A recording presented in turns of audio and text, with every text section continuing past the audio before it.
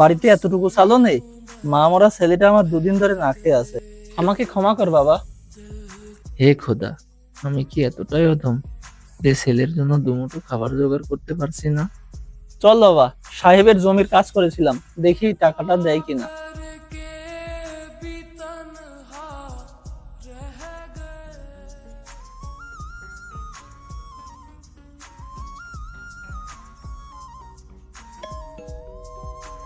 কি হয়েছে, হঠাৎ বাড়িতে চলে আসলে?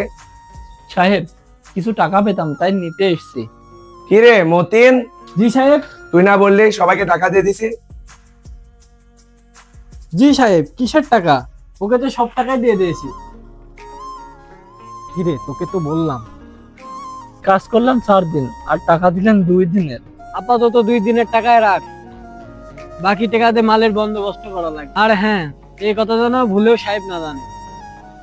এখান থেকে ভালোই ভালোই চলে যা, না হলে শিকদার সাহেবের কাজ তোর কপালেও জুটবে না। চল বাবা, টাকাটা তো পেলামই না, আরো হুমকি ধামকি কত কি। বাবা তুই এখানে বস, আমি দেখি তোর জন্য ভ্যান নিয়ে খাবার আনতে পারি কিনা।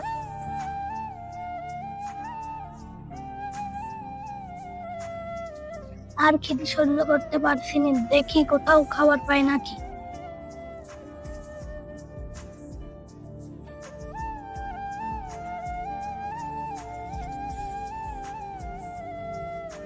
এতগুলো পাতিল, একটি পাতিলেও খাবার নেই। এই তো রুটি।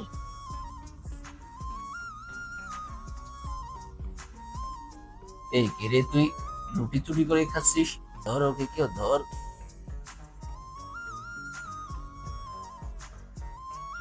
ঘরে চুরি করতে ঢুকেছিস না? আজকে তোকে পুলিশে দেবো, চল।